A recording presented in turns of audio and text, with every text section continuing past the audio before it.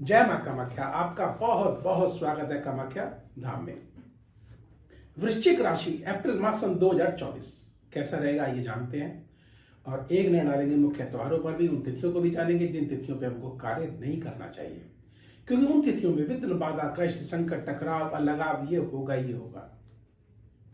और मां कामाख्या के उस अचूक महा उपाय को भी जानेंगे जिसको करके इस माह में जो अशुभ ग्रह है उनको शुभता में बदला जा सकता है।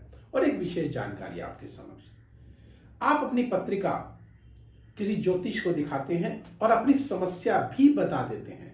ध्यान रखिएगा, आपने अपनी समस्या नहीं बतानी, विद्वान को ही बोलना है कि आप मुझे बताएं कि मेरे साथ क्या चल रहा है।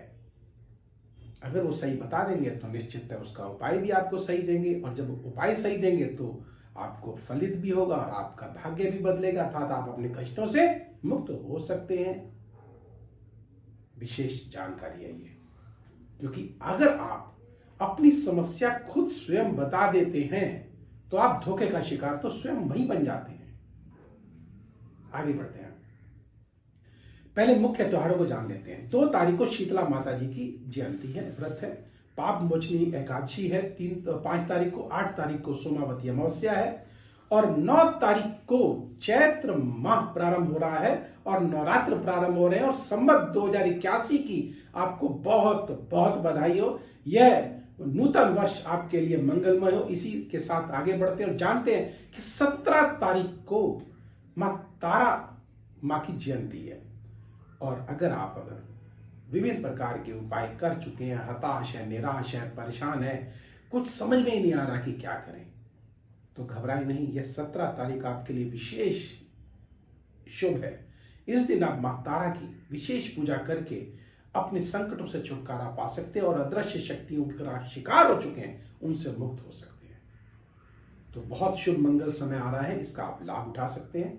आगे बढ़ते हैं और जानते हैं कि वृश्चिक राशि के स्वामी देव मंगल देव वह चतुर्थ भाव पर, हमारे मन के भाव पर बैठे हैं, जनता के भाव पर बैठे। साथ में शनि देव भी है, स्थिरता लिए हुए। मंगल और शनि की लेकिन शत्रुता है, तो यह 4th हाउस जो है उथल पुथल मचाएगा, अप डाउन करेगा, कभी गर्मी देगा, कभी आपको शांत कर देगा, कभी शीतलता प्रदान कर देगा। तो ये हलचल को अगर आप शांत करना चाहते हैं तो एक छोटा सा उपाय आपको बताऊंगा जिसको करके आप इस माह को मंगलमय बना सकते हैं। अर्थात कहने का अर्थ है कि चतुर्थ भाव जो जनता का भी भाव होता है, हमारे मन का भाव होता है, हमारी माँ का भाव होता है, हमारी माता का भाव होता है, हमारे जो आस पड़ोस के जो लोग हैं उनका भाव होता है, और इनके साथ संबंध जो है वो उतार चढ़ाव लिए हुए होंगे। और आगे बढ़े, जानते हैं सूर्य राहु और शुक्र देव यह पंचम भाव पर विराजित है। पंचम भाव जो कि शिक्षा का भाव, और राहु देव यहां आके बैठ करके सूर्य देव, तो निश्चित है ग्रहण दोष लग गया। अब शिक्षा के भाव में जो विद्यार्थी गण है, ग्रहण दोष लग गया तो क्या होगा? निश्चितता अशुभता होगी। इसको शुभता में कैसे बदले? और यह भाव इच्छा शक्ति का भी है। हमारी इच्छा शक्ति जो है कमजोर पड़ेगी, कभी उतावलेपन में कोई गलत स्टेप हम उठा सकते हैं। और यह स्थान प्राप्ति का भी, और प्राप्ति के स्थान पर केतु देव बैठे हुए हैं, तो छटपटाहट देंगे आप। अर्थात कहने का अर्थ है कि यह जो माह है यह उथल पुथल से भरा हुआ है।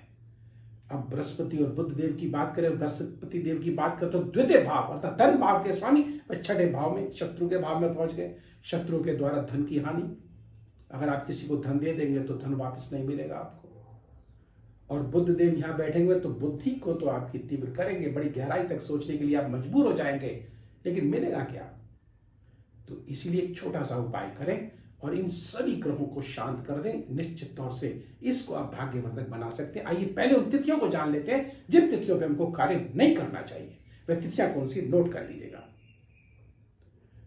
9 तारीख, 10 तारीख और 13 और 14 और 23 और 24 इन तिथियों को कार्य बिल्कुल ना करें। अगर करना भी पड़े तो एक अब आपको वो उपाय बताता हूं जिसको करके मां कामाख्या के चमत्कारिक आप प्रभाव को देख सकते हैं।